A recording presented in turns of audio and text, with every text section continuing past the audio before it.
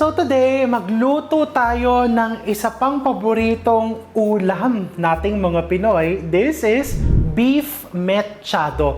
Maraming versions ng mechado, depende kung saang region ka nanggaling, kung saang angkan ka, or depende sa pamilya. So this one is our family's recipe for beef mechado na pwede mo din gawing pork, and I'm going to share it to you today. So first, let's start with the beef. So bubuksan ko na yung apoy, no? So I'm using beef brisket that I've cut into approximately mga 2-inch cubes. Very important na yung beef or yung cut na pipiliin mo is meron din marbling, yung may konting fat layers. Because makakatulong yon na yung iyong karne, kahit na matagal mo siyang iluto, pakuluan, is moist and tender pa din hanggang loob, no? So makikita mo yan, may layers of fat. Pwede ka din gumamit nung oyster blade cut or yung kenchi. Masarap din yon gamitin for mechado, or pwede din gumamit ka ng osobuko kung gusto mong merong yung parang may bulalo. O di ba? Ganong cut yung gamitin mo for this. Kung baboy naman, gumamit ka lang ng laman ng baboy. No problem. Pwedeng-pwede. So, I'm going to brown the beef first. So, I'm going to get some oil. I have here olive oil. And painitin mo yung kawali mo. Browning is very important dahil pinapalabas niya yung flavor ng karne mo, and of course, nagdadagdag siya ng magandang color and texture sa iyong dish, no? So browning or searing, itawag mo kung ano ang mas type mong term, no? So ilagay mo diyan, o katulad niyan, hindi pa siya tumunog. So hindi pa siya ganong kainit. Kailangan mainit na mainit yung kawali mo or yung kaserola mo for you to be able to brown the meat thoroughly. So, mainit na to. See? Ayan. Paisa-isa lang ang lagay. So, make sure na hindi lumamig yung iyong kawali. You just put it one by one and do not overcrowd. Diba? Physical distancing ang iyong karne. O talagang mamimilansik po yan. Normal po yan. And huwag mong pipilitin tanggalin. Kusa pong matatanggal yan pag well-browned na yung side. No?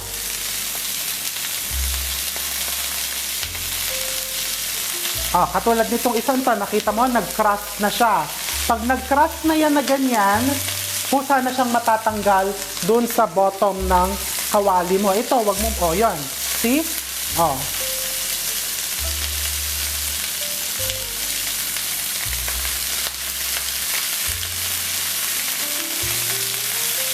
And then you're going to do this, i-brown mo lahat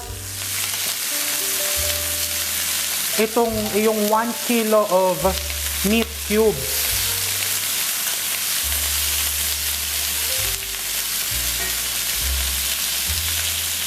Like this one, both sides, set aside mo.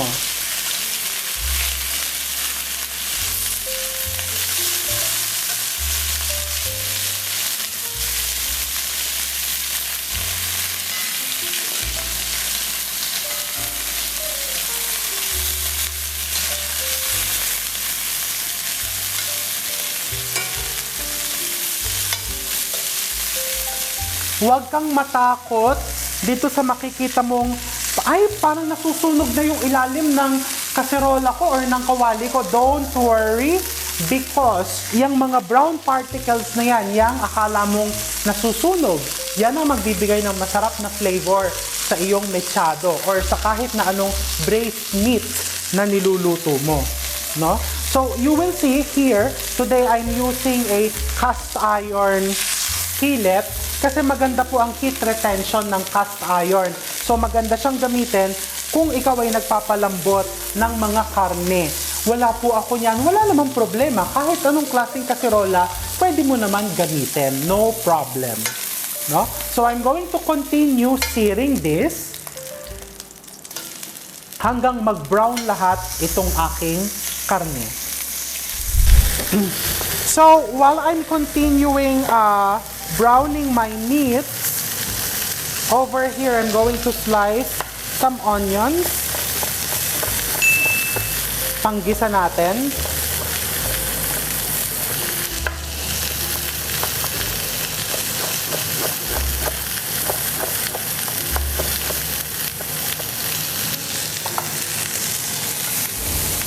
And then you see, it's well browned. Tanggalin mo lang dyan sa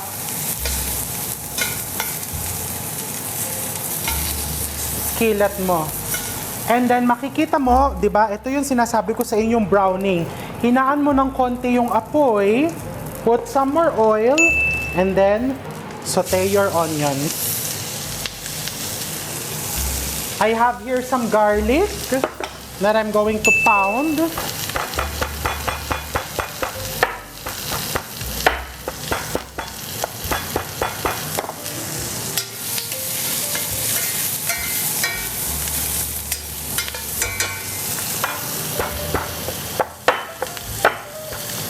Just pound your garlic.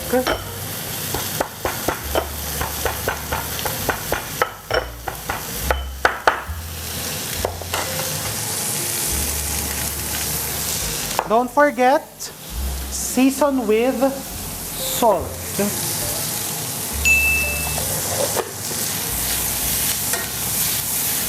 So this is your gisa. Huwag kang matakot again dyan sa akala mo ay nasunog na yung ilalim ng kawali. Don't worry.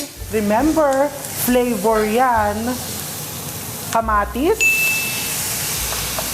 And this is bell pepper. Mga 4 pieces na bell pepper. Pinuno ko lang po yan para Instagrammable.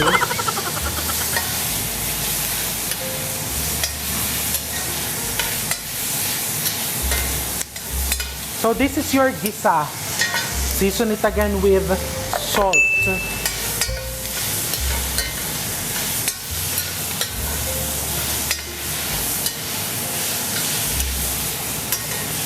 And then I'm going to put back my meat.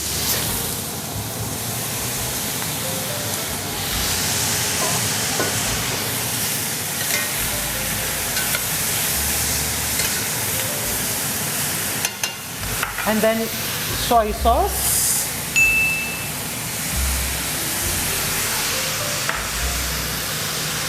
This is water.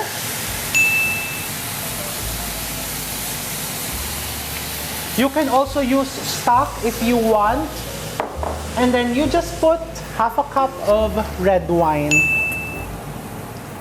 Kahit anong red wine. I'm using this.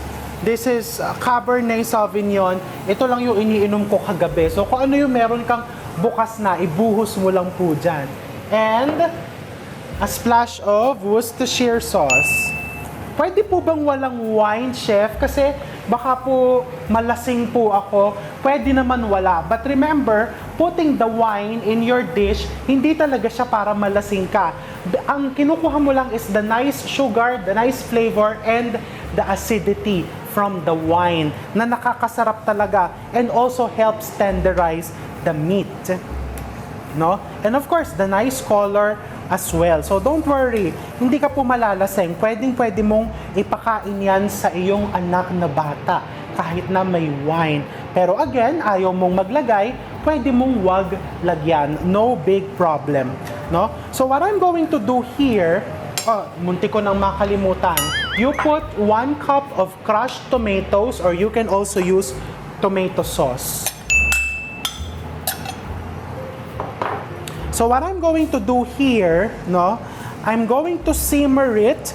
If you want it to be mas mapula, pwede mong lagyan ng konting tomato paste. You can just put mga 2 tablespoons of tomato paste. I like using this kasi itutupi ko lang yan, tapos ite-tape ko lang or isa-stapler ko, di ba, kaysa yung nakalagay sa can.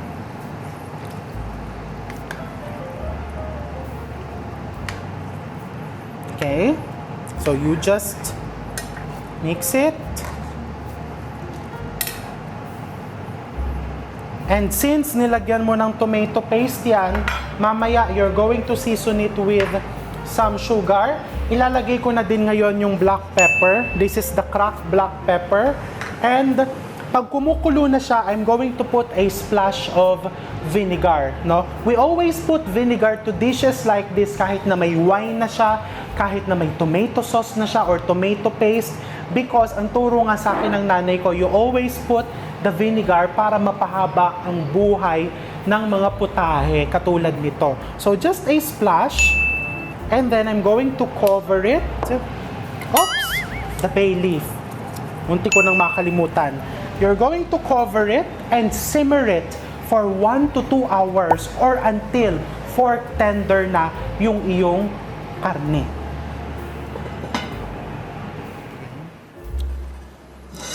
So,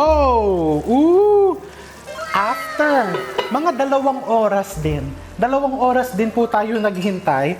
So, after around 2 hours, makikita mo halos nangalahati na po yan. Ang tawag po dyan ay reduction. Kusa pong lumapot at nagmantika yung sauce. O, tignan mo naman, di ba? So, what I'm going to do next, lalagyan ko ng potato wedges. I peeled the potatoes. And then I cut into wedges. Nilubog ko sa tubig para hindi mag-discolor. Malambot na po yung baka natin, pero hindi sobrang lambot. So mga 5 to 10 minutes pa, kasabay niyang maluluto yung ating patatas. And isi-season ko na din siya with a little bit of sugar to balance the acidity. Konti lang, mga 1 to 2 teaspoons. Kung gusto mong maanghang, lagyan mo ng chopped na sili. And then I'm going to cover it again hanggang maluto yung patatas. O diba, ang dali lang gawin. Talaga lang, maghihintay ka lang. O diba? Mabuti na yung mechado lang ang hinihintay mo. At least, worth it naman ang iyong paghihintay dahil mamaya, talagang napakasarap po niyan. And titikman ko na ngayon, so I would know if I need to make more adjustments. It's perfect. Siguro mamaya konting black pepper na lang. So tatakpan ko siya ulit hanggang maluto yung ating patatas. So, eto, naghihintay na yung aking kanin. Kasi ready na yung... Oh, look. See? Lalagyan ko na lang ng konting black pepper. You can also put olives. Pwede mong lagyan niya ng green olives. Hard-boiled eggs. Water chestnuts. Yung pickled onions. Or ilagay mo dyan kung ano ang makakapagpasaya sa'yo. Pero kami kasi, masaya na kami sa ganitong klaseng mechado lang. Because we really want to savor, no, the meat. And makikita mo, yan yung gustong-gusto namin, no? Look at the sauce. No, yung nagse-separate, yung fat separation. 'Di ba? Ano pa nga ba mas maganda? Ang mas maganda yung titikman mo na yan. Yung kakainin mo, tignan mo. Pag sinabaw mo sa kanin, 'di ba? Nagmamantika. Nagmamantika. Paano po yan? That's not good for you. Hindi naman lahat ng pagkain, hindi din lahat ng tao good for you. Pero 'di ba? Minsan pag masaya tayo, go pa din. So katulad ngayon, go pa din. Basta in moderation naman. Hindi ko naman po uubusin lahat 'yan. So tikman natin. Yung sauce muna with the rice.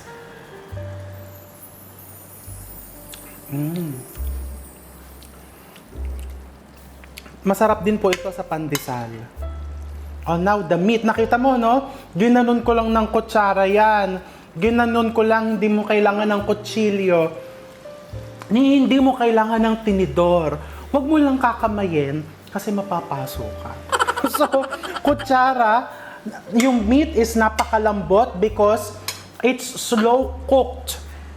Mahinang apoy.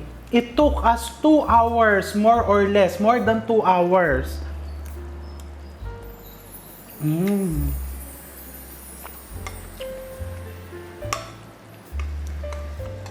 Very tender.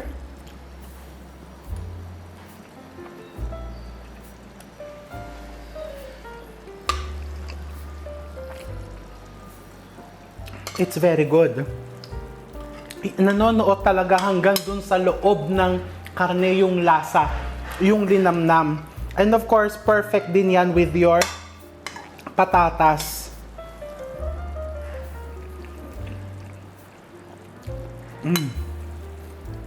Pwede mo din lagyan ng carrots. Pwede mo din lagyan ng yung ano yun? Green peas. Pwede mo din lagyan ng mushrooms. O, di ba? So, ano pa hinihintay mo? Gawin mo na. Dahil ito ay napakagandang magpa-order ka, food trays, o kaya food packs, habang tumatagal po ito sa ref. Parang yung relasyon nyo lang. Habang tumatagal, mas sumasarap. So, enjoy, happy cooking, and stay safe.